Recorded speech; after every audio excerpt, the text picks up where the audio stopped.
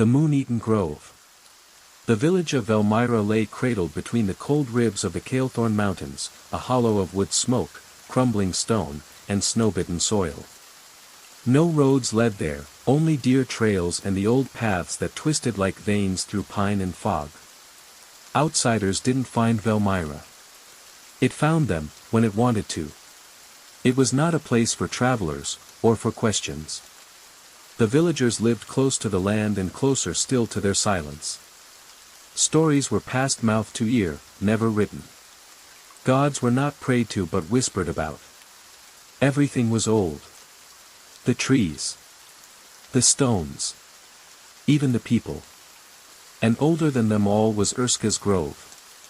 The forest stretched like a sleeping beast just beyond the village's edge. Its trees were gnarled and high-crowned, their bark a strange blackish gray, veined with silvery sap that glistened even without sunlight. Nothing from the grove was ever taken. No firewood, no game. The few who had gone in. Woodcutters, foolish boys, a drunken hunter or two, never came back whole. Some never returned at all. Others, changed.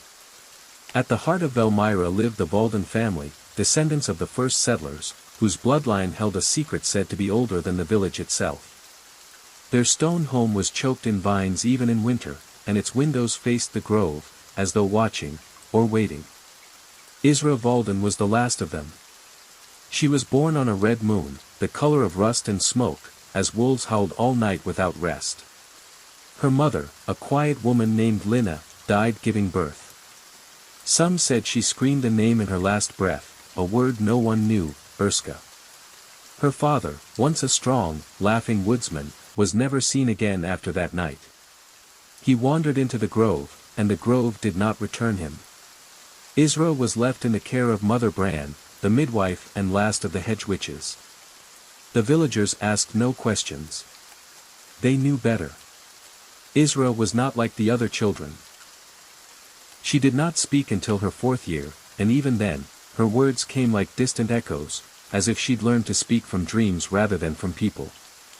Her eyes, green and gold like sun through moss, watched everything too closely. She never laughed. She would sit for hours beside the edge of the forest, lips parted, head tilted, not as though listening, but hearing. "She's marked," muttered the butcher's wife. "Wolf blood, like her mother." "Madness, not magic," said the blacksmith. "Let the girl be." But others remembered Lina's last days, how her belly had burned hot even in snow, how the wolves had followed her in daylight, how the moon had turned red. And how she had whispered that name, Urska. Always, Urska. One spring dusk, when the air was soft and smelled of thawing bark, a group of village boys dared each other to touch the grove. Not to go inside, no one was that foolish, but to put their palm on one of the trees at the border. A twisted old pine, gray as bone, stood guard like a sentinel. They shoved Isra forward. "You touch it," hissed Jorin, the miller's son. "You're not scared of anything." She looked at them, her face unreadable. Then, wordlessly, she stepped forward and pressed her hand to the bark. The tree sang. A low hum, deep and droning, filled the air. The boys gasped, stumbling back.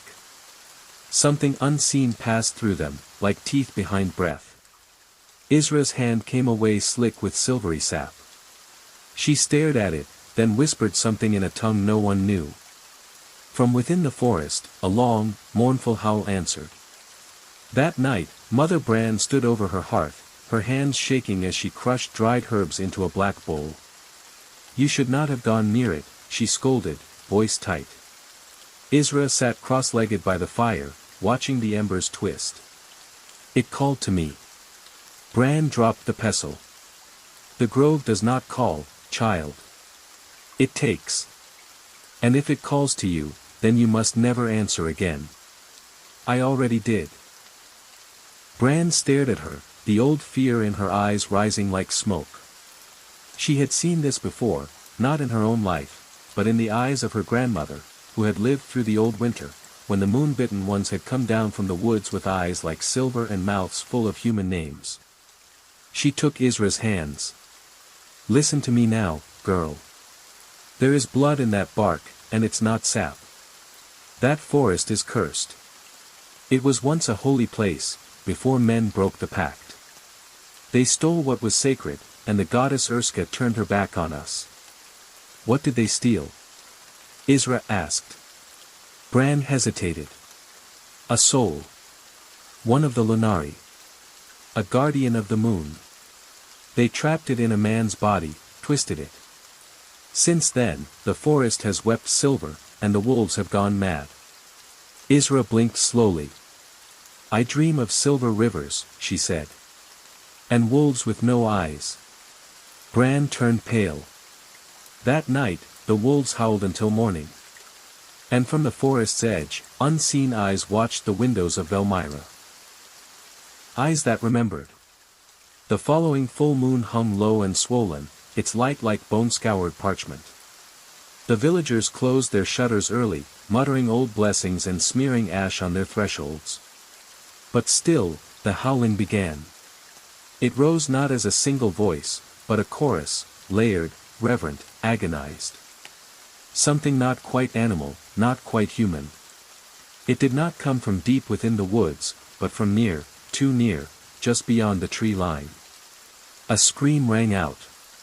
Men rushed from their homes, torches lit. Near the grove, they found Rendell the trapper and his apprentice, both torn apart. But not eaten. Their bodies were arranged in a strange circle, their fingers bent back, their blood pooled into runes. Their teeth had been removed, every one.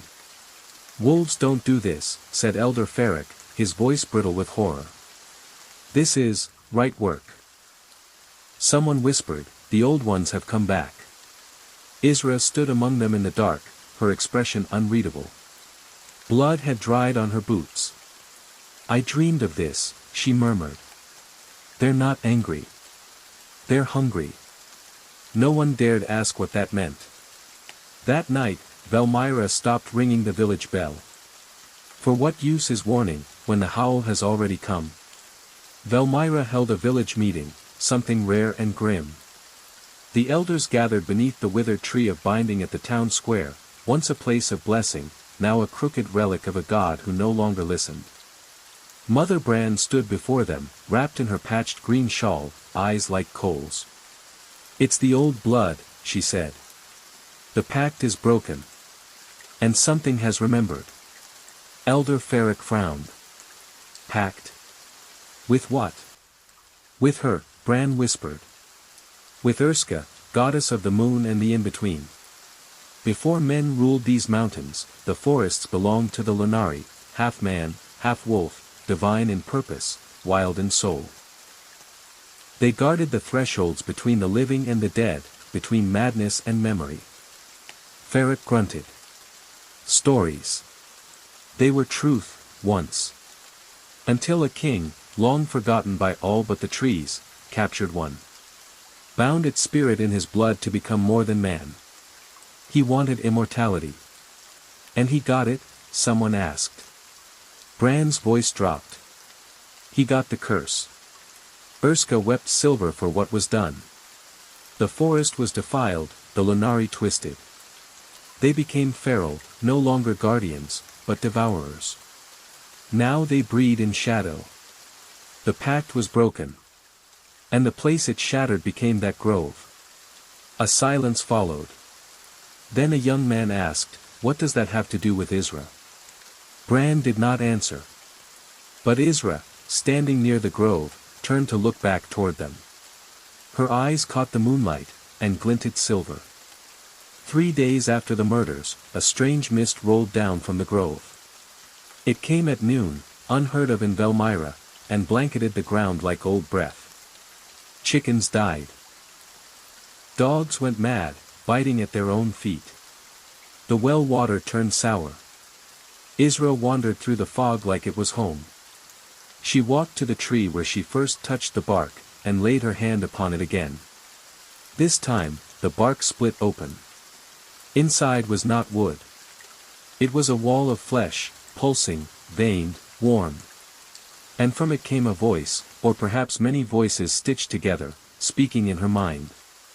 You bear the broken blood. Come beneath. Come to the root. She fell to her knees. Visions overtook her. A silver river running backward. A woman with a moon for a face, cradling a wolf that wept. A great stag with antlers that split into trees. And beneath it all, a black spiral etched into stone, where the first soul was taken. When Isra awoke, her nails were long and her pupils narrow. Her heartbeat was slower. Stronger. She returned to the village and said, the gods are not dead. They are hungry. Mother Bran confronted her in the square. What have you done, child? I remembered, Isra said. What we were. What we should be. Bran's face fell. Then may the moon forget your name. But the moon did not forget. It grew brighter. And larger. And wrong. It began with dreams. At first, only a few villagers spoke of it. Dreams of silver woods. Of ancient trees that bled when touched. Of running on all fours through fields under stars that blinked like eyes. But soon, the dreamers woke changed. Fingernails cracked and regrew longer. Teeth ached. Hearts beat too fast on full moons. Some heard voices in running water. Others swore they could smell blood through stone. They came to Isra, one by one, standing in silence as she gazed at them. She would place her hand on their brow and speak a word in the old tongue. Ulnari. They followed her into the grove. Together, they vanished beneath its limbs. Velmyra began to fray. Those who remained locked their doors and spoke prayers to gods they barely remembered. But the prayers went unanswered, and in their place came wolves, so many wolves. Some the size of horses, some with twisted limbs and blind white eyes. The chosen returned. They moved differently. Spoke little. Ate raw meat. Smiled too wide. One of them, young Mara, wept as she visited her mother. I can hear the forest breathe now, she sobbed. It knows my name. When she left, her footprints smoldered on the snow. Then the black moon rose. Not a new moon, not an eclipse, an orb of absolute darkness, round and thick like tar. It hung in the sky, unnatural and unmoving. Stars around it blinked out.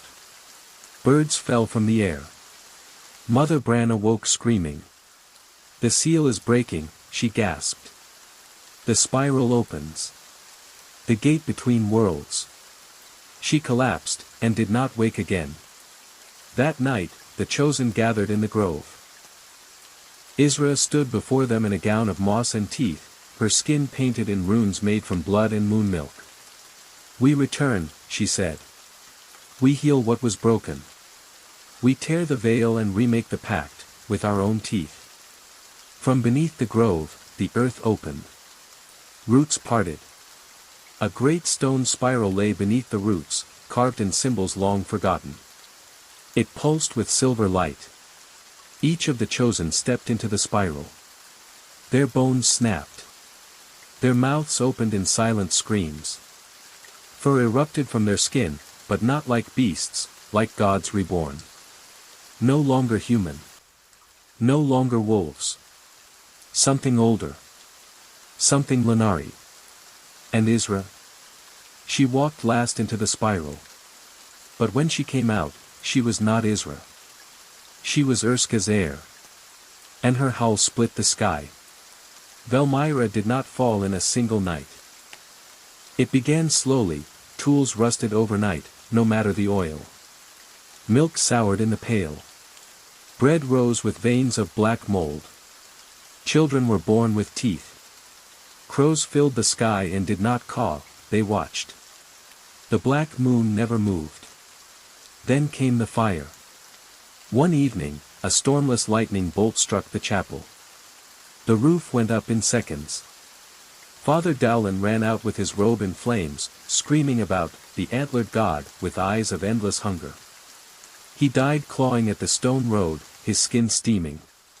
The fire spread fast, but unnaturally, it moved against the wind. Houses untouched by flame collapsed inward, as if something beneath had grown too large. Elder Ferric, once the firm voice of reason, was found at the riverbank, drowned with his mouth packed full of pine needles. And the wolves? They stood on rooftops, watching. Waiting. Never attacking, not yet. By the third night, half the village had fled into the mountains. Those who stayed did so only because they had nowhere else to go. Or because they heard something beautiful calling from the woods. A song without words. Isra's song. Deep beneath the grove, in the spiral chamber of root and stone, Isra knelt before a pool of silvery liquid that never stilled.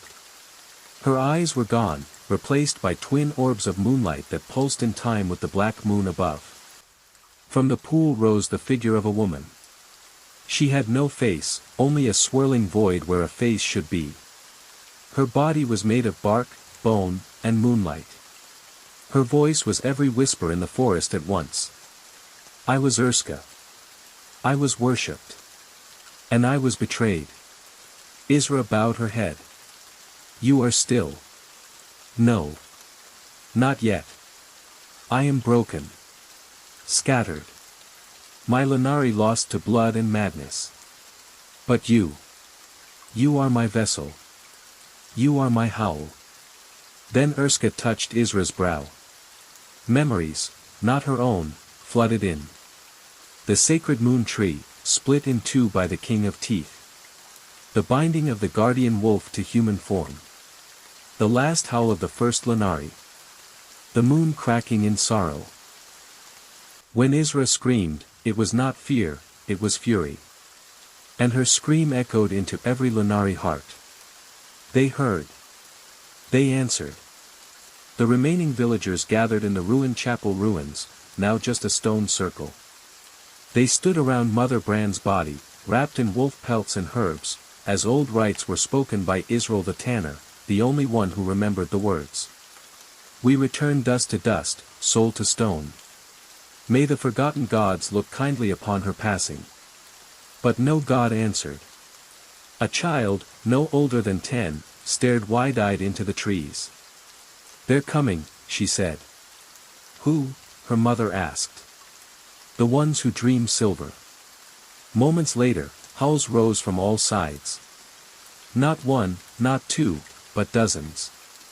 Then the snapping of branches. The thud of paws. And the scent, earthy, sweet, and wrong. From the shadows emerged the chosen. Changed. The villagers drew what weapons they could, pitchforks, axes, knives. But it was not a battle. It was a cleansing. The Lunari moved like shadows, leaping, tearing, whispering. They did not scream. They sang. Ulnari, Ulnari, the blood returns, the veil undone. Isra arrived last. Her form had grown tall, wreathed in fur and light. Antlers curled from her brow like bone-crowned trees. Your gods are dead, she said. Ours have teeth. She raised her hand. The earth beneath Velmyra split. The heart of the grove pulsed like a living thing. Roots curled back from the spiral, now glowing with silvery fire. Every Lanari bowed. Urska rose from the pool, her form clearer now, still faceless, but vast, her body wrapped in stars and shadow. The seal is open. The soul returns. Isra stepped forward. But the first was not destroyed. Only bound. Then unbind it. The spiral deepened. Stone stairs led downward, impossibly far, into the old world. The underplace. The mirror of the waking world. Isra and the strongest Lanari descended. There, in the chamber of bones, they found him. The first Lanari. The one the king had stolen. Trapped in flesh, frozen in a circle of iron and prayer. His body was a ruin, fur matted with centuries of blood, eyes glowing with endless hatred. He growled as they approached. But Isra, unafraid, knelt. You were the first. I am the last. Let us become whole. She kissed his brow. And the iron melted. And the forest shuddered. When Isra unbound the first, the spiral groaned like a creature waking from centuries of torment. The binding runes cracked. The roots surrounding the underchamber burst with glowing sap. The first Lunari rose, not tall, but immense, like something carved from the moon itself and wrapped in sinew. His fur shimmered with silver and black, and his mouth was filled with too many teeth. He did not speak. He howled. That sound, raw, broken, divine, reverberated through every stone, tree, and bone for leagues. In Velmyra, the remaining villagers fell to their knees, clutching their ears. Windows shattered. The river boiled. Birds fell dead in mid-flight. The spiral opened wider. The root systems beneath the forest thickened and rose, pulling soil and rock apart. Trees walked, slowly, creaking, dragged by roots like tendrils of muscle. A cathedral of bark and bone formed at the grove's center. It was not just the forest that changed. Time itself twisted. The moon blinked. Stars vanished, and new ones appeared, closer. Hungrier. The old world was being devoured by its forgotten womb. And in the center of it all, Isra stood beside the first. We are whole, she whispered. Now we feed. The last 20 villagers had gathered in the salt circle behind the blacksmith's house, one of the few protections left from the old days. They burned cedar and etched protective runes into the ground, but the symbols flickered, as if ashamed of their own powerlessness. They'll come tonight, said Israel, his eyes hollow. They never strike the same place twice, until they do. I'll fight, said Lena, clutching a scythe. I'd rather die a woman than live a beast. They nodded, but no one believed they'd survive. That night, Velmyra vanished. Not was attacked, vanished. Buildings collapsed inward like they'd never existed. Stone turned to mist. Fire burned without heat. Voices called for mirrors and puddles and shadows cast by nothing. Lena swung her scythe at one, only for it to pass through a form of moonlight and smoke. Her blade rusted in seconds. Then Isra came. She did not walk. She glided, her feet an inch from the ground. Her eyes were stars, her antlers aglow with dripping silver. The Lunari circled her, silent and reverent. She raised a hand. The circle shattered. Why do you resist? She asked, voice echoing from every corner. Do you think your gods are coming? They did not come before. They do not come now. They're still gods, Lena spat. No. They were parasites. Urska is truth. And I am her vessel. She stepped forward. Israel screamed as roots erupted from his spine. Outside Velmyra, the land no longer followed the rules of men. Forests stretched for miles where once there were roads. The sun rose late, confused. Deer stood upright and prayed to trees. Fog rolled uphill.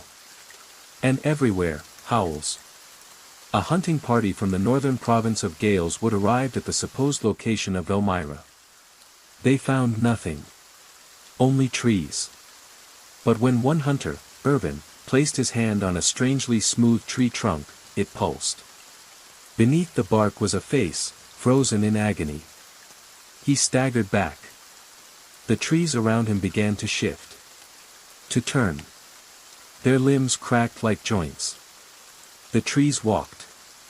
And in the center of the glade, a woman with glowing antlers emerged from a cathedral made of ribs and roots.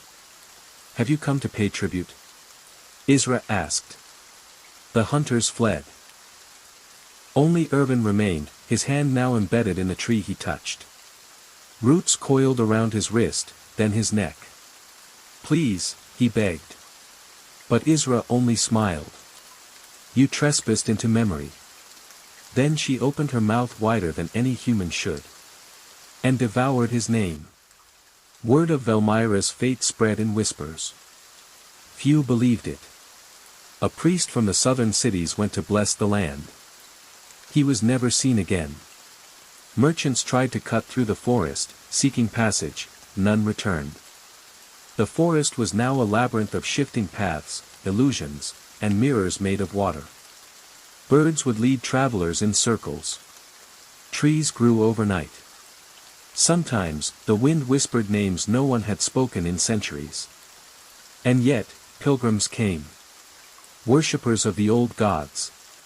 Cultists who remembered Urska. Mad poets. They stood before the grove and tore out their eyes to see better. They were welcomed. The world began to change. The world began to forget what normal meant. And in the heart of the moon-eaten grove, Isra knelt at the base of the silver tree, now pulsing with the reborn blood of gods. Soon, she said to the first Lanari beside her. He growled softly. And the stars above rearranged into a single eye. The spiral had opened fully. Not just into the underworld, but into something deeper. Memory itself was unraveling, the boundary between past and present thinning like old skin. Ghosts wandered freely now, men in iron crowns, children in funeral veils, soldiers with moss-covered swords. Some wept. Some screamed. Some smiled. Isra stood among them like a queen in a court of bone. Every night she walked the paths of Velmyra's memory, where time curled back on itself. She saw herself as a child, running from her mother's funeral pyre. She saw the first Lanari chained by priests in golden robes. She saw Urska, before, as a goddess of balance and light, not just hunger and wildness. But even then, her eyes were sad. You were never meant to die, Isra whispered. And the goddess, within her, replied. I was forgotten. That is worse. The black moon pulsed. It was not just a celestial object now, it was a wound in the sky, and through it poured the dead, the wild, the half-remembered. And all of them came to the grove. To see what would become of the world. Isra changed again. Not physically, her antlers were already enormous, her skin etched in glowing runes, her breath misted silver, but inside. Something was leaving her. Not possession, not loss, but a transference. As though the girl who had once lived in Velmyra had hollowed herself out entirely to become the vessel of something greater. She no longer slept. She no longer ate. But she remembered everything. I am the final thread, she said to the first. When I unravel, the tapestry ends. The first bowed his head, not in sorrow, but reverence. The world outside cried for help. Cities to the south tried to burn the forest. Fires died before they reached the edge. Scholars read ancient texts that had rewritten themselves. Kings dreamed of wolves eating their crowns. A new religion was born in the dark. Its prayer was a howl. The hollowing began. Forests spread over ruins. Temples sprouted like fungi. Rivers were lost and reborn. And in every shadow, wolves watched with ancient, mournful eyes. Isra's body stood at the grove's center, unmoving. Her mind was now in the moon. Not all resisted. Some came to bargain. A scholar from the citadel of Vyre brought the Book of Tongues and begged Isra to rewrite the world, to restore the balance, not end it. She listened. And then tore a page from the book and burned it in her hand. You were offered balance. You chose empire. A king's son rode alone, bareheaded and barefoot, offering himself in penance for the sins of men. Isra kissed his brow. He turned into a tree, and his roots grew backward in time. He became the tree that had once stood by his castle wall. The last of Velmyra's children, a girl named Ren, no older than 6, wandered into the grove with a doll in one hand and a tear on her cheek. Are you going to kill the world? She asked. Isra knelt beside her. I'm going to wake it. Then she gave the child her name, Isra, and sent her walking away from the grove. Her footprints left silver in the grass. The only survivor. And then it began. The black moon opened. It did not shatter. It did not fall. It blossomed, like a flower of darkness and light, a spiraling eye in the sky. From it came song. The howl of the first echoed through the heavens, joined by thousands of others. The lunari circled the spiral one final time. The trees bowed. The stars blinked. Isra stood at the center, hands raised. I am Urska's heir, she cried. I am the howl. I am the wound. I am the return. The earth split. A pillar of silver fire erupted from the grove, connecting earth to moon. Time stopped. The wind died. For one moment, the world was perfectly still. Then, the forests moved. Not like waves. Like intention. The lunari spread, but not to destroy. They seeded the new world. They planted memory. They whispered to sleeping stones and taught rivers to sing again. The old gods died in silence. And from their bones, the new ones rose. Isra, now goddess, stood beneath the tree of silver leaves. Her body was spirit, her voice echo. She watched the stars swirl. She listened to the world breathe. And she smiled. Because she knew. The moon-eaten grove would never be forgotten again. The howl returns. Isra had always felt the pull of the forest. As a child, she heard soft murmurs beneath the rustle of leaves and saw pale lights dancing between trees when no one else did. Her mother, the seer Maylen, warned her to never follow the sounds. The forest calls the marked, she whispered. And we Valdans are marked by the moon. But Isra was a curious soul, and one night, just before the spring thaw, she followed a sound, a low, melodic hum, into the edge of the grove. There, she found a skull, half buried in moss, too large for any man, its jaw stretched as if in eternal howl. She touched it. From that night onward, her dreams changed. She dreamed of silver eyes in darkness, of teeth gnashing at the stars. She dreamed of silver eyes in darkness, of teeth gnashing at the stars, and of something enormous buried beneath the roots of the world, something bound and waiting. Every night, the dreams pressed harder, until she woke trembling, her throat raw from howling in her sleep. Maylen saw the signs. Her daughter's shadow began to move before her, not with her. Her breath misted on warm days. Animals stared, then fled. The village dogs refused to go near her. You've touched the cursed bone, her mother said, fingers trembling over a worn prayer charm. That was no ordinary skull. That was one of the lunari. They were wolves, once, until the gods carved them into men. Isra, pale and wide-eyed, whispered, why would the gods do that? To chain them, Maylen replied. Because even gods fear the howl. But Isra wasn't afraid. Not exactly. The dreams were terrifying, yes, but beautiful. They felt like a song half forgotten, like she was not becoming something new, but returning to something old. Familiar. At night, she heard the howls in the woods. And beneath them, a melody. A woman's voice, ancient, soft, calling her by name. It began with the moon.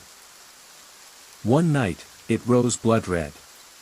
The villagers murmured about omens and bad harvests. Maylen smeared ash across Isra's door, whispering rites from the old tongue. But it was too late. The trees had already begun to shift. Velmyra sat near the edge of the moon-eaten grove, a forest that, even in daylight, never lost its shadows. The hunters spoke of trails that changed direction, of stones that bled when cracked, of branches that whispered their secrets. But now, the grove was waking. The birds left first. Then the deer. Even the wind changed, falling silent as if the trees were listening. And Isra. Isra felt something beneath her skin. Her senses sharpened. She could hear ants crawling beneath the bark. She could smell fear on the villagers. And when she looked into a still pond, her reflection smiled without her. Maylen begged her to leave. You must go north, she said. To the mountain temples. They can sever the bond. But Isra couldn't. Every night, the voice sang. And now, she could understand the words. Daughter of dusk, bearer of breath. The grove is broken, we wait for death. But with your blood, the root will mend. And with your howl, the world shall end. On the third night of the red moon, Isra returned to the grove. She moved like a sleepwalker, barefoot and silent. The trees bent toward her, their branches gently parting. In the center clearing, where no moss ever grew, stood a lone tree, its bark pale as bone. It wept a thick, dark sap from wounds that hadn't been there the day before. Isra approached it. Her breath caught. The sap smelled of iron and smoke, like old blood and forgotten fires. Without knowing why, she pressed her palm to the bark. The forest sighed. And behind her, something enormous stirred in the soil. Roots twisted and broke the ground. A claw, not wood, but bone, rose from beneath the earth, draped in vines and cobwebs. It clawed once at the air, then sank again. Isra did not scream. She remembered. She had seen this claw in her dreams. It belonged to something vast, lupin, and buried, a forgotten god. A guardian. A punishment. She ran back to the village, sap drying black on her hand like inked runes. Her eyes glowed faintly in the dark. And above, the moon shifted slightly in the sky, as if watching.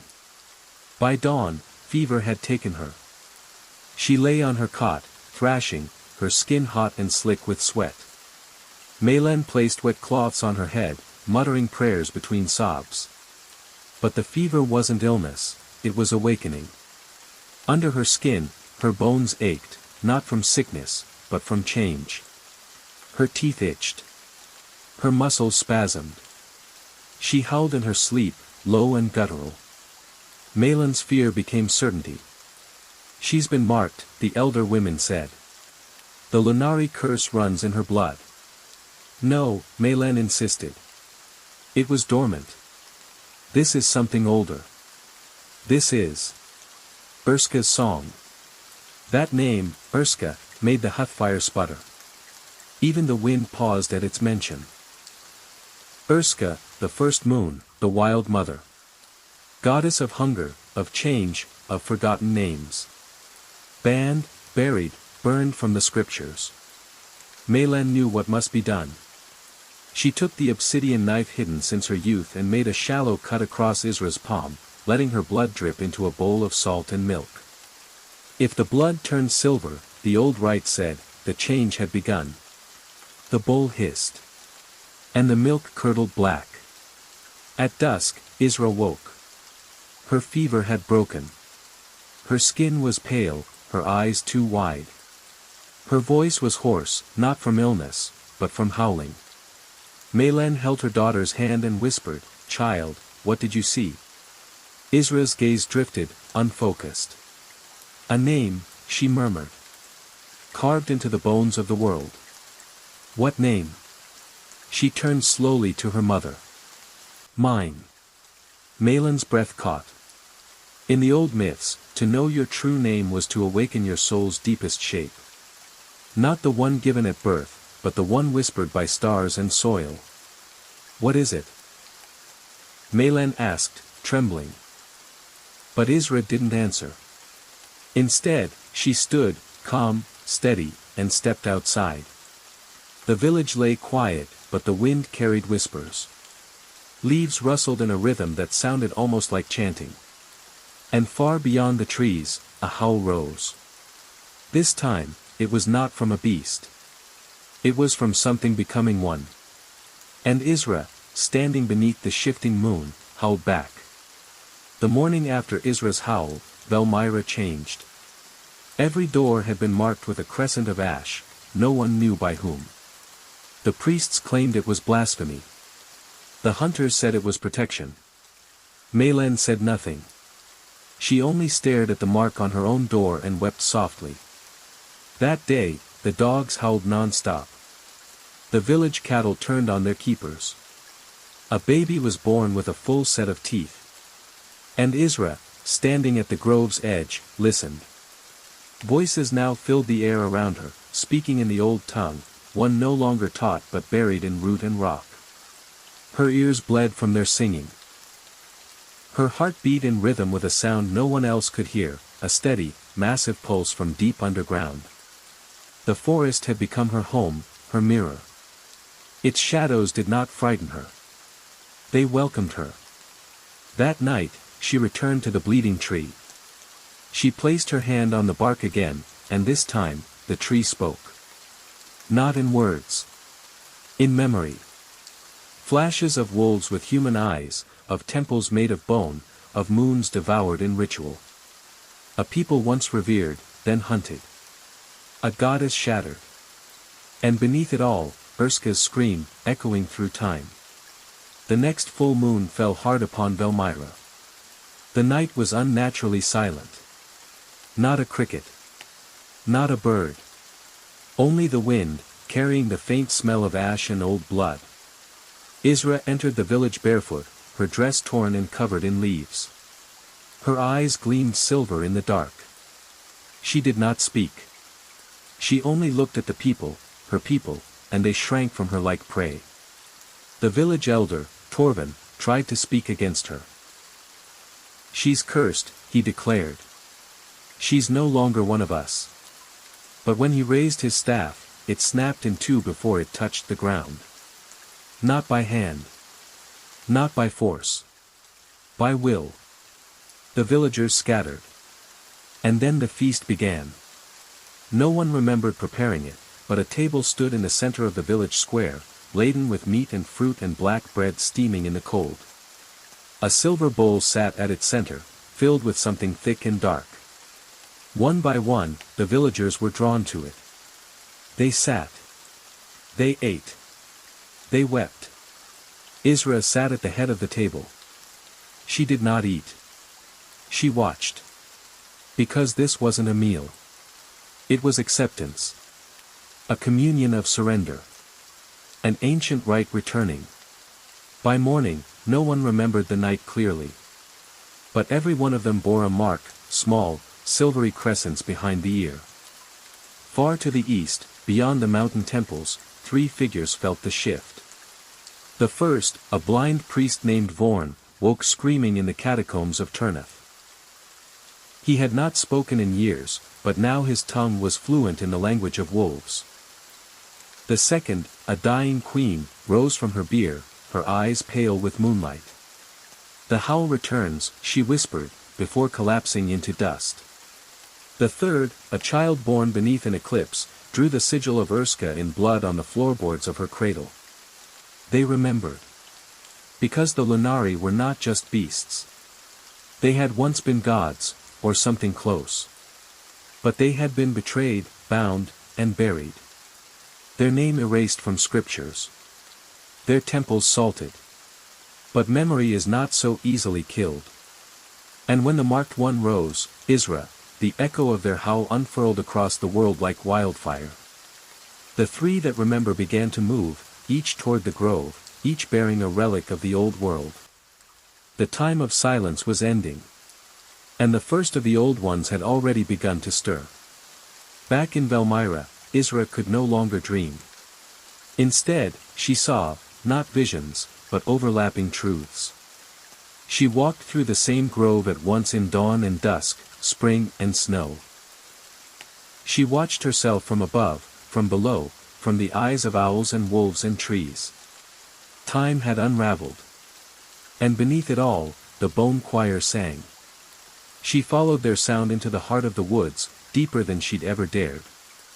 There, in a hollow of roots, lay the ruins of an ancient temple, half swallowed by the earth. Bones lined its walls, hundreds, perhaps thousands, all humming with low vibration. They were singing her name. She stepped inside. Symbols flared on the walls, lines of old magic once written in blood. As she passed, the bones began to shake. A great skull, larger than a horse, rose from the altar and turned toward her. It spoke not with a voice, but with memory. She saw Urska's fall. The burning of her last temple. The war between man and moon. The pact that ended it all, and the betrayal that followed. Isra knelt. And the bone choir whispered. We waited, Hull daughter. The silence is broken. She left the temple at dawn. And the wolves followed her. The wolves came without sound. Dozens of them. Black as night, eyes aglow with pale fire. They circled Isra as she walked, not attacking, not threatening. Guarding. Following. Velmyra shut its doors. The village elder, Torvin, vanished. Some said the crows took him, others said they found only feathers and a pool of blood in his bed. His house smelled of burned cedar and iron, and on his door was scratched a symbol, 2 crescent moons joined at the base, the sigil of the Pact of Crows. Maylen knew the mark. They're coming, she whispered. The old order. They swore to destroy every blood-born child of Urska. They know she walks again. That night, Isra climbed the eastern hill where the trees grew twisted. She knelt beside a stone marked with teeth-like gouges. The wolves sat around her in silence. And then the crows came. Hundreds. They filled the sky like a black storm, then spiraled down, landing not on branches, but on the wolves themselves. The animals did not flinch.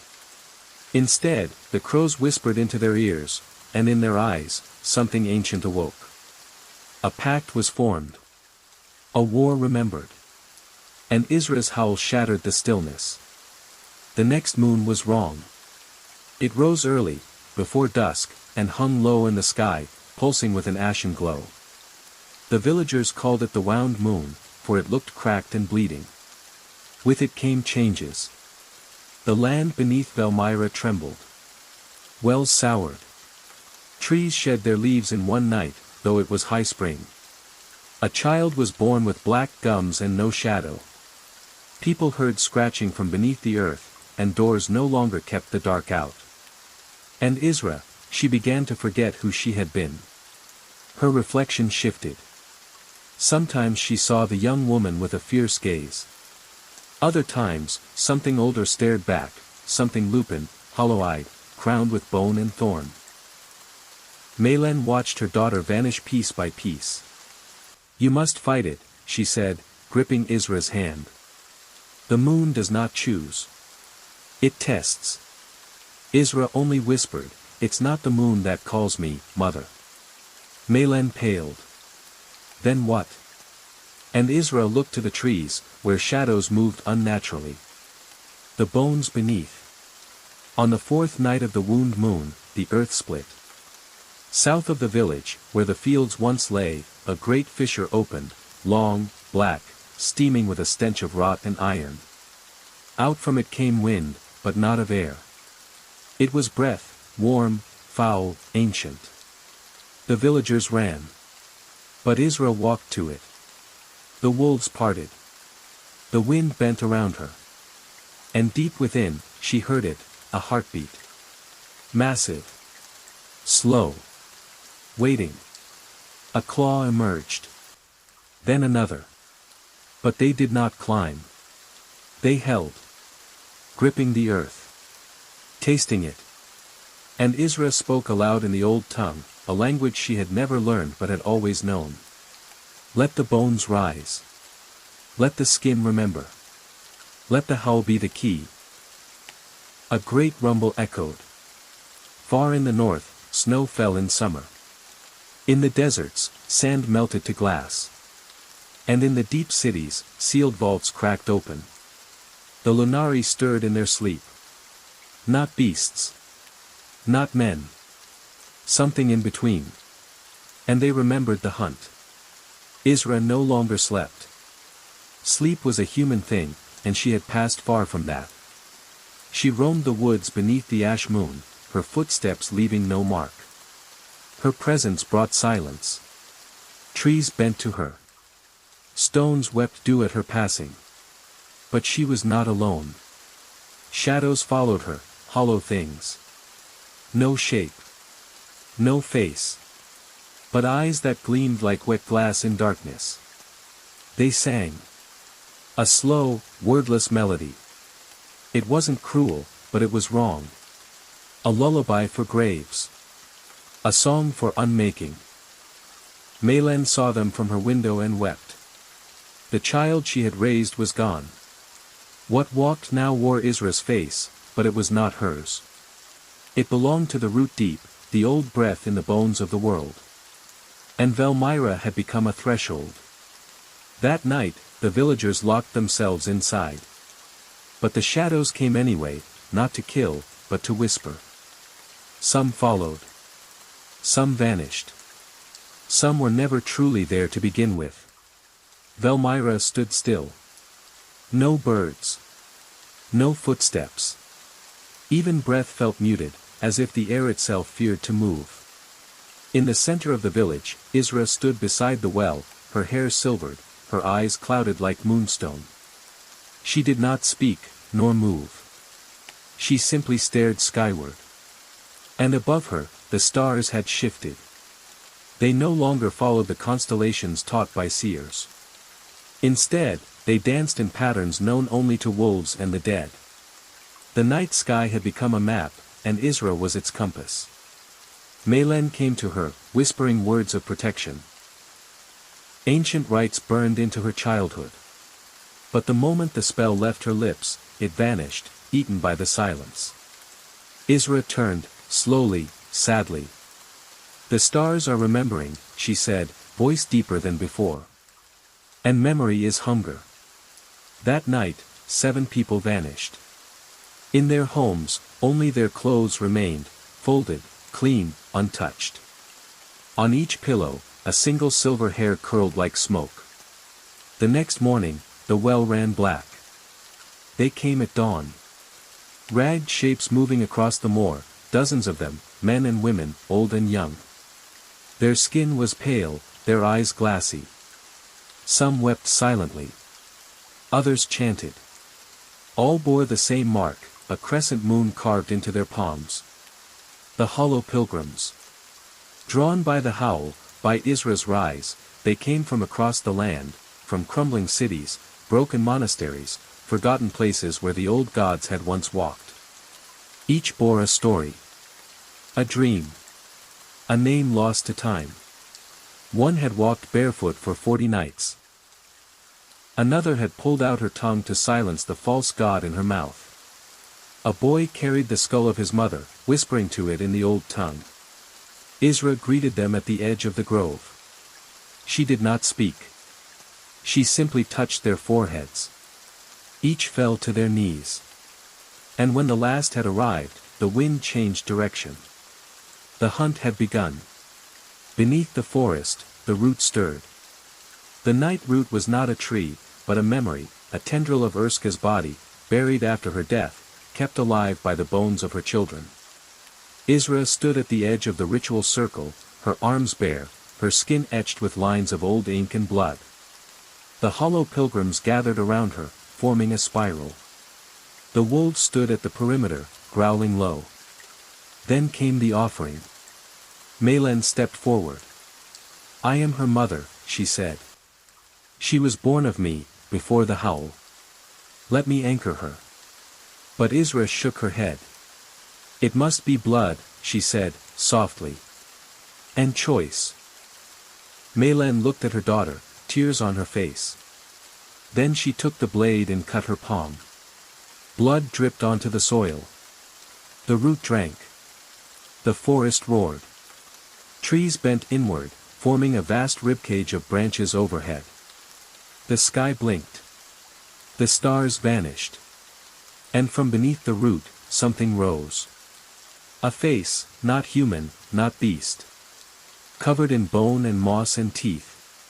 Erska. Or what remained of her. Erska's voice was not sound, but memory.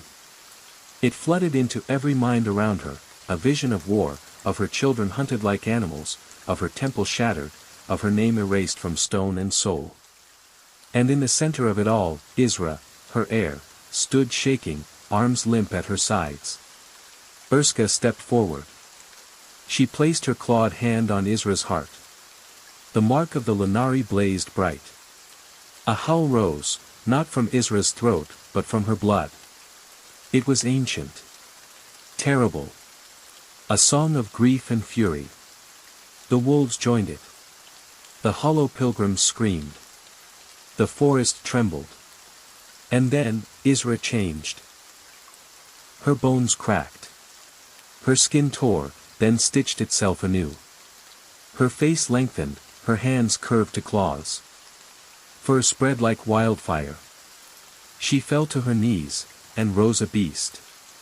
Not a werewolf. Not a monster. But a god's daughter, born of the moon and root and scream. She looked upon the world with silver eyes. And she remembered her name. Far beyond Velmyra, in the ruined spires of old Edrith, a man awoke beneath a mountain of bones. He had not breathed in centuries. His lungs filled with dust, and still he rose, cracking like old leather, his skin flaking like scorched paper. His eyes were gone, burned out long ago. But in their place, two orbs of coal glowed, pulsing with ember light. The Ash Prophet.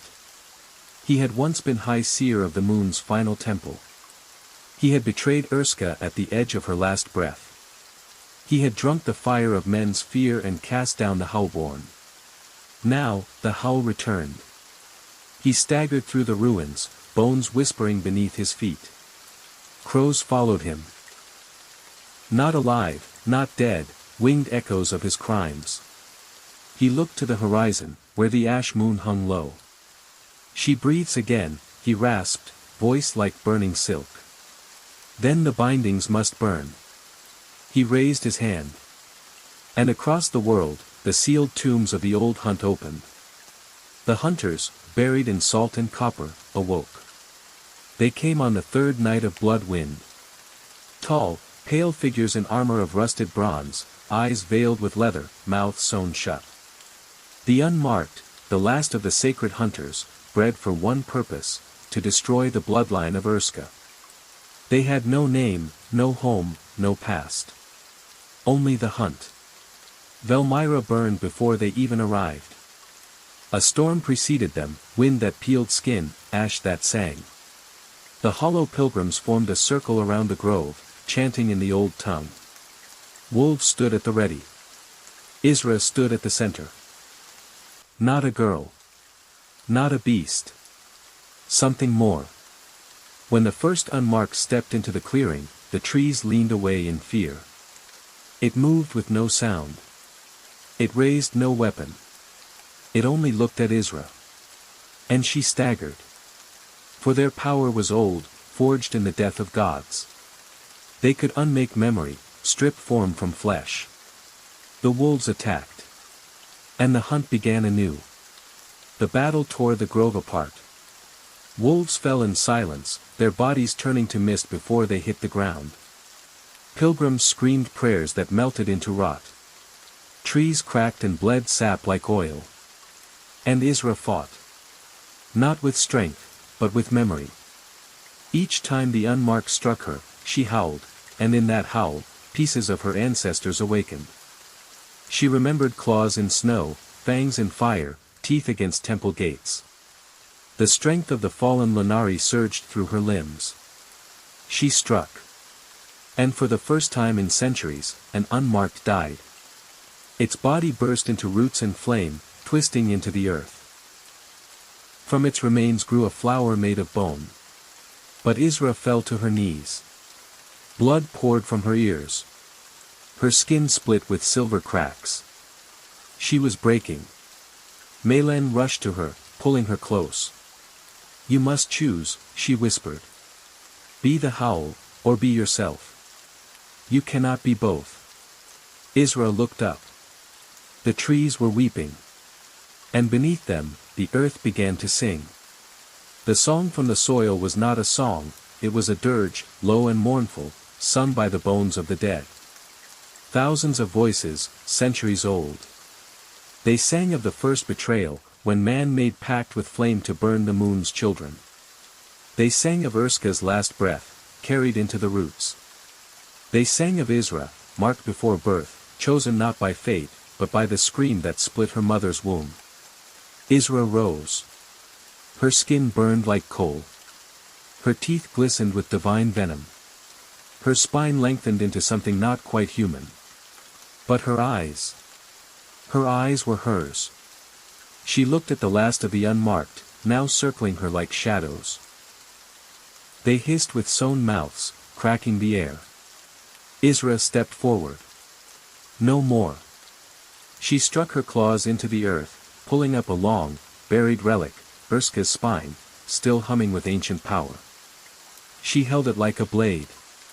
And as the dirge rose to a crescendo, she howled one final time. A sound that split stone. A sound that woke the moon. The moon opened its eye. Not a metaphor. Not a vision. The ash-streaked moon above Velmyra split, a long vertical crack running down its center, and from within came light. But not silver. This was ancient gold, laced with black veins, light that pulsed like a heartbeat, light that had watched the birth of wolves and the death of stars. All across the land, the awakened saw it. Children screamed in their sleep. The hollow pilgrims fell to their knees. The wolves howled not in unity, but in confusion. Isra looked up at it. And the eye looked back. Within its gaze, she saw the first night, when the gods had teeth and the world had no sky. She saw Erska not as a goddess, but as a creature of hunger, binding stars in her fur and feeding on the marrow of sleeping giants. The truth burned her. I'm not her, she whispered. The moon disagreed. A tear of fire fell from the sky, an ember from the moon's eye, and crashed into the forest, miles north. And from that crater, something began to crawl out. The crater boiled with heat and silence. What emerged was not beast or god. It had no name, only a shape, long, spindled limbs, its body cloaked in strips of light that bled shadows, its head faceless, but shifting, constantly becoming whatever the viewer feared most. The crawling thing. It had once been Erska's sibling, Avaketh, the devourer of dreams.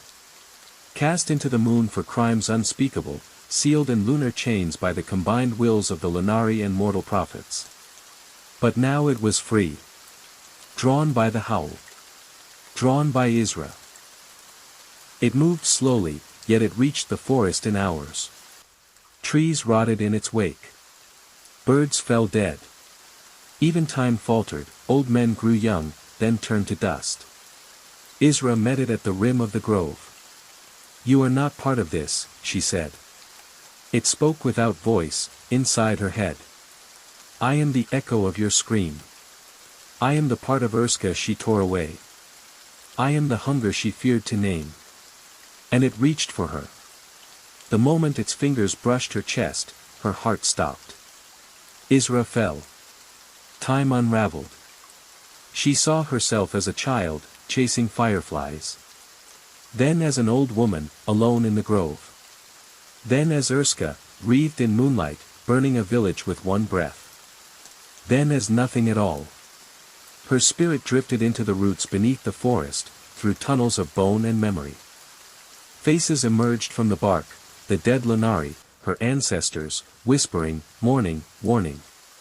At the very center, wrapped in roots thicker than towers, was her heart. Still. Cold. Glowing faintly. And beside it stood a figure. Melen. Not her living mother, but the soul of her, kept preserved by the ritual blood and forest pact. My child, she said. You carry too many names. You must choose one. Isra wept. I don't know what I am. Melen placed a hand on her chest. Then be what they are not. Be the howl and the voice. Be the monster who remembers love. Isra touched her heart. And it beat again. The roots shivered.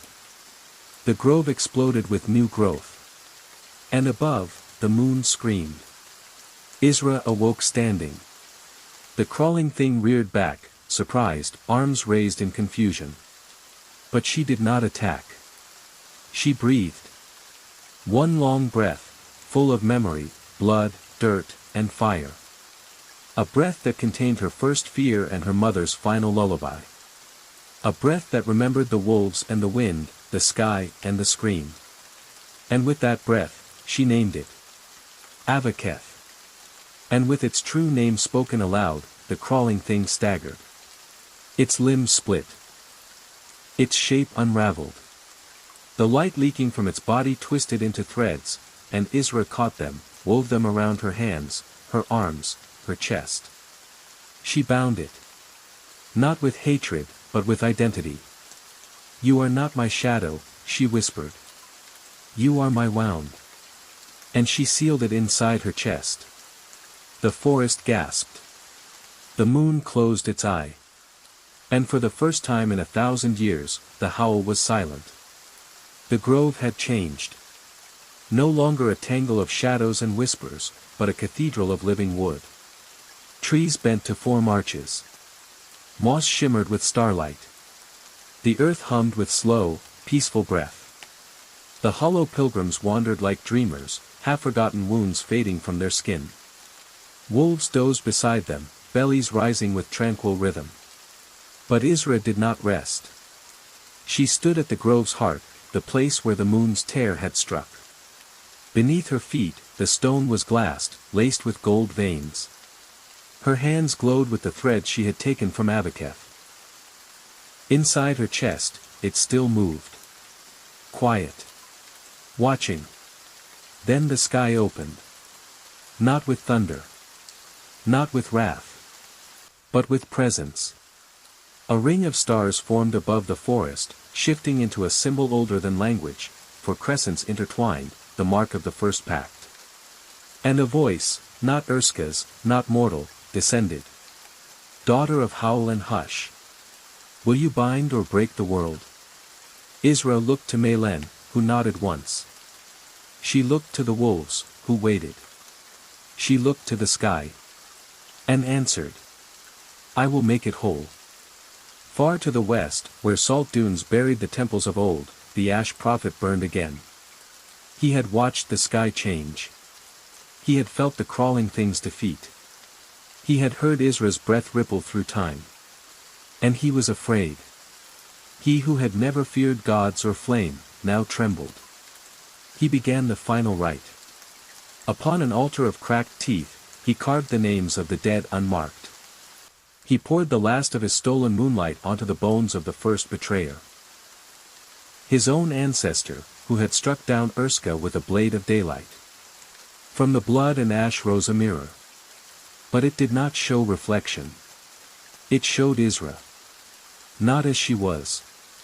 But as she might become, a god of hunger, blind and eternal, devouring time itself. I must kill her, the prophet whispered. But I cannot strike what I cannot reach. So he offered himself, body, soul, breath, to the one thing deeper than howl. Oblivion. And oblivion answered. The air split. Across the world, the color of the sky changed, deepening to a black so pure it felt wet, like ink. Stars winked out, one by one. Even the moon dimmed. In Velmyra, the wolves howled in terror. The pilgrims bled from their eyes. The trees creaked as if in mourning. And Isra fell to her knees. She felt it at once, something tearing through reality, stitching together every shadow ever cast by a dying god. It wore no form. It had no language. But it had purpose. The ash prophet, now consumed by oblivion, had become a whole, not just in space, but in story. He was unraveling the tale of Urska, of Isra, of the Lunari. If he succeeded, there would be no gods. No howls. No memory. Only silence. Forever. Isra stood, clutching her ribs as Avaketh writhed inside her. I bound you to protect this world, she whispered. Now help me hold it together. The threads around her hands tightened. And she walked into the hollowing sky.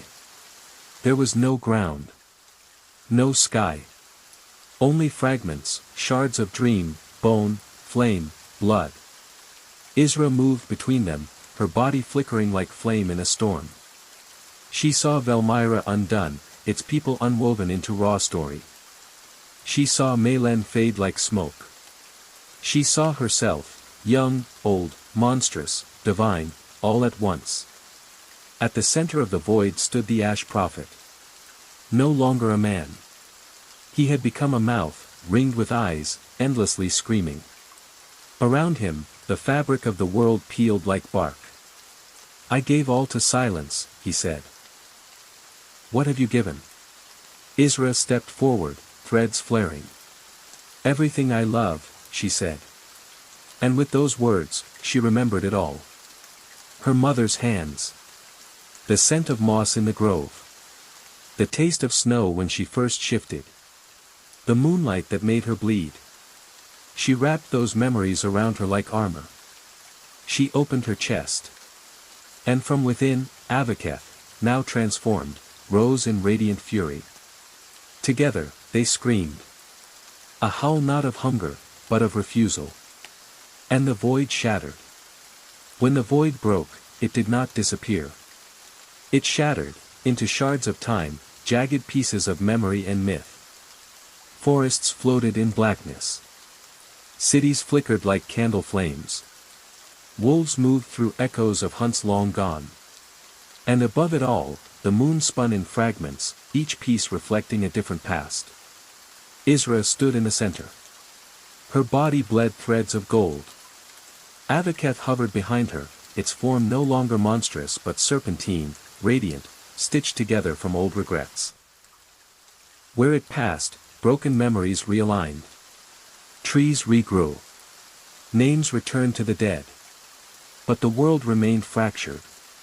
To repair it, Isra had to walk each shard. Revisit every moment she had forgotten, and choose what to keep. And so she journeyed. Through the memory of her birth, where Maylen nearly died to shield her from the moonlight. Through her first shift, when her scream cracked a stone altar in half. Through the night she found the skull. And through a world that never was, where she had never answered the forest's call, and lived a quiet life. That shard tempted her most. But she left it behind. I am made of broken things, she whispered. And I will carry them all.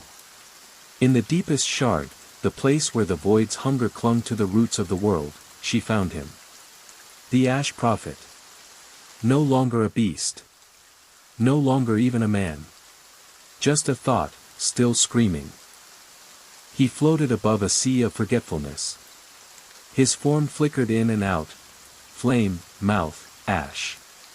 Around him, threads of stolen story writhed. Isra stepped onto the sea.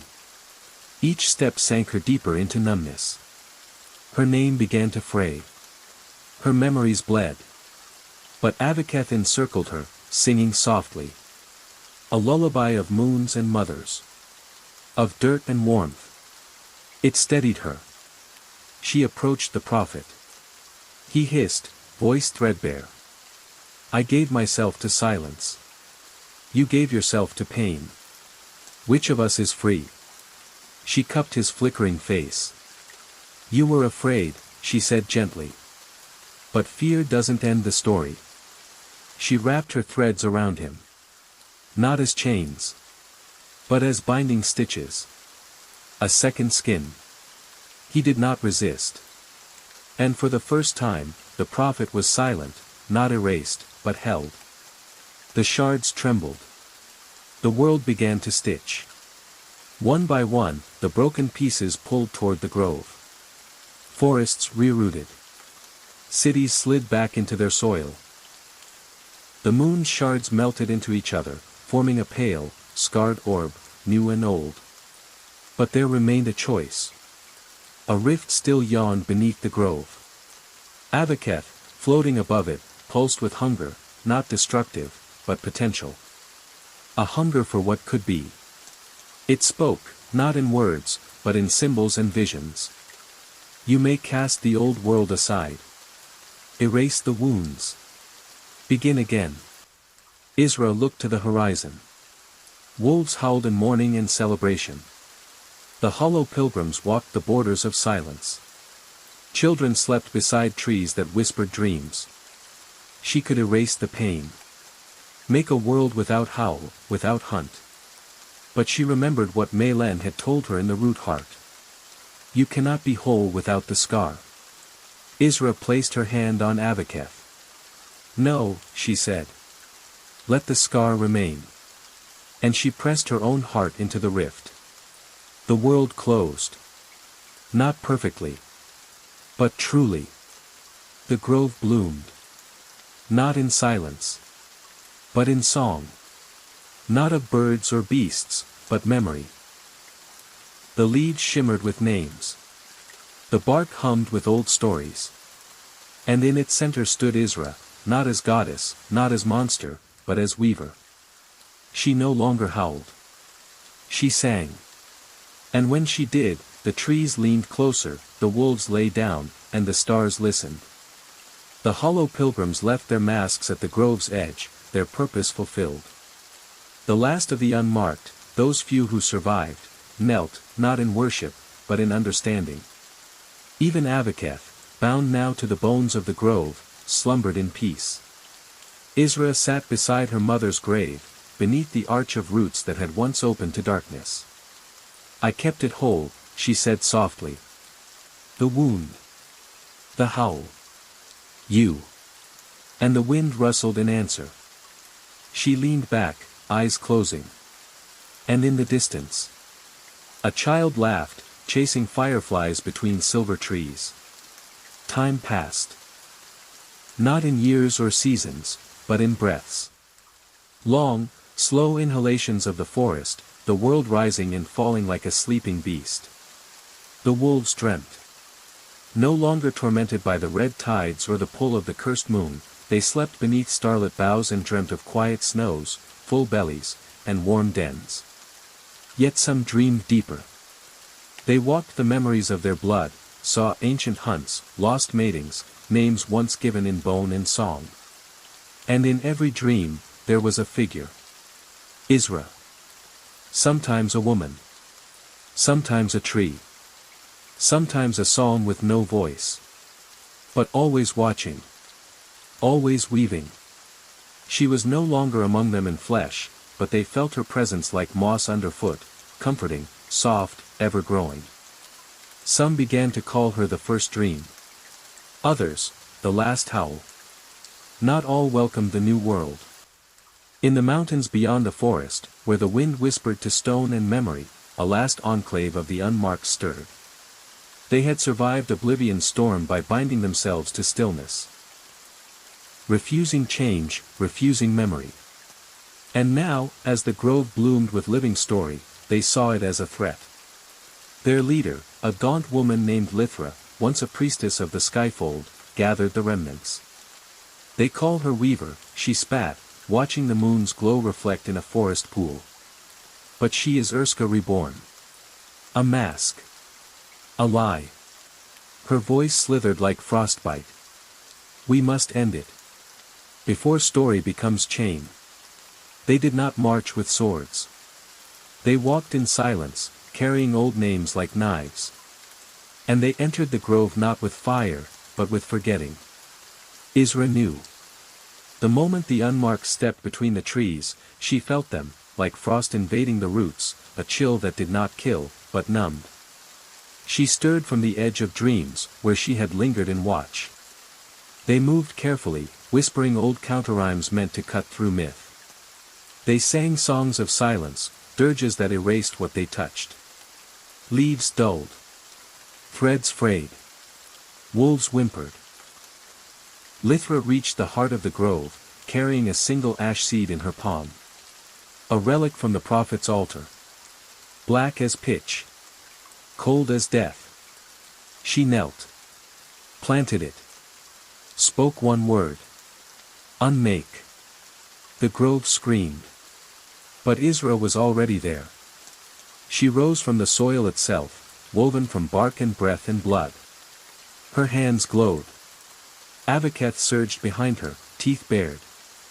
Lithra laughed. "You're just another god afraid to die." Isra touched the seed. And whispered, "No. I'm a wound that learned to grow." The grove trembled. Not with fear, but with fury. Roots erupted, twisting through air like serpents. The wolves gathered, not as beasts, but as ancestors returned, for etched with glowing runes. Lithra and the unmarked fought with forgetting. Every blow stole a name. Every cut erased a tree. They moved like holes in memory, unraveling everything they touched. But Isra fought with story. With every motion, she mended. A tree regrew where one had been felled. A howl became a shield. A memory became a blade. Avaketh surged into the sky, unraveling Lithra's dirges with light. The prophet's ash seed cracked and crumbled beneath Isra's feet, no match for root and flame. The last of the unmarked screamed, not in rage, but in remorse. And Isra, breathless, whispered, "You are not my enemy. You're a chapter one must remember." She wove them into the grove, not as ghosts, but as truths. And the forest wept with relief. After the battle, the grove was still. Not broken. Not triumphant. Just quiet. Leaves drifted like sighs. The wolves slept in deep circles. The hollow pilgrims had become trees, roots merging with memory. Isra stood alone. Not lonely. She had become the thread that hummed in the bark, the silence between each gust of wind. She had no body, yet she was present. Children of the Walden line still came to the grove. They brought gifts. Bones of fish, woven moonflowers, cracked teeth left by dream wolves. They sang the lullabies Isra once whispered to herself.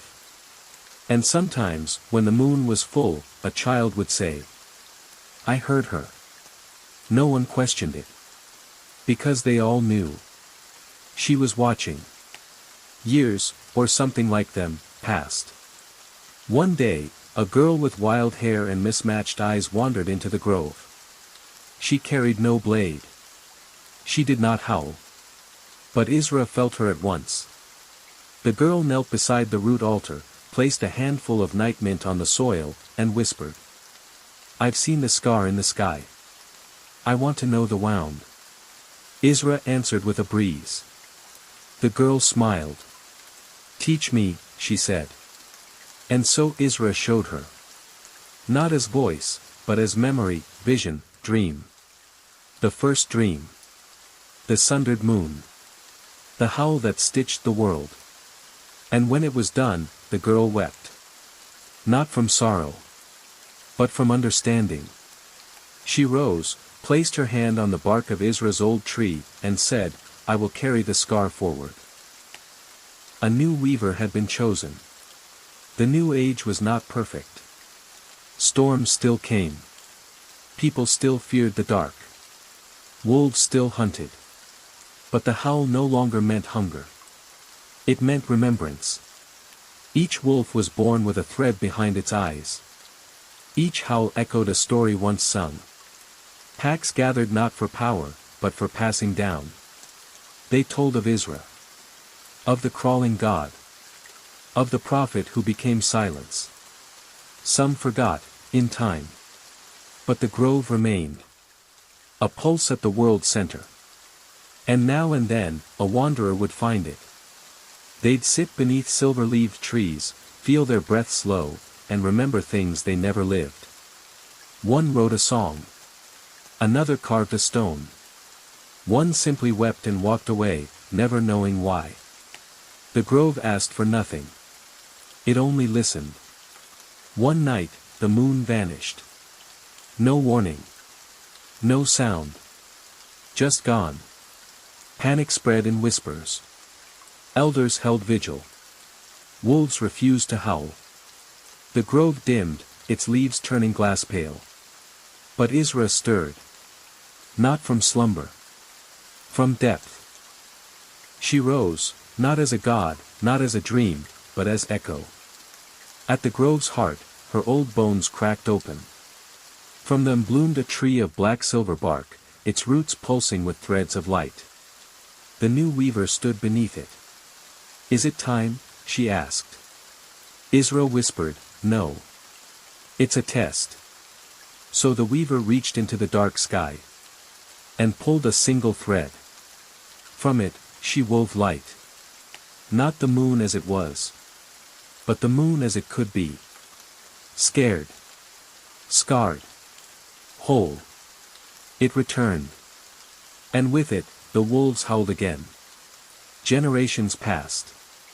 The grove became legend. Then myth. Then half-remembered prayer. Isra faded from names. But not from threads. In the dreams of children, she was the shadow that sang. In the forests beyond the cities, she was the glint in the eyes of the last free wolf. In the stillness before a snowfall, she was the pause. The scar had not healed. It had simply become part of the shape. As she had hoped. On a night thick with snow and silence, a wolf with golden eyes stood at the grove's edge. It was old. Its fur grayed, breath slow. It looked toward the root altar. And howled. One last time. Not of mourning. But thanks. The grove listened. The stars leaned close. And from the trees, wind rose, not as voice, but as song. You carried the scar well. Now rest. The wolf lay down. And was still. Above, the stars began to shift. Each moved, ever so slightly, forming a new constellation. A shape of a wolf. A shape of a tree. A circle. A scar. Skywatchers debated its meaning. Some saw it as warning. Others, promise. But a few still knew. In their blood. In their bones. The howl returns. In a quiet glade far from the grove, a child was born with silver hair and black eyes. She cried only once. Then smiled. She did not know the name Isra. But when she slept, she dreamed of threads. And teeth. And a song carried on leaves. And when she took her first step into the woods, the wolves bowed their heads. Because they knew. A new wound had opened. And one day, it, too, would be made whole. In the end, there was no end. The forest grew. The grove deepened. The moon spun slow. And stories, old, half-true, whispered in taverns and dreams, grew like moss. They spoke of a girl who touched a skull. A howl that tore a god. A wound that became a forest. They did not always agree on names. Or shapes. Or what truly happened. But they all agreed on this. The howl had returned. And this time. It remained.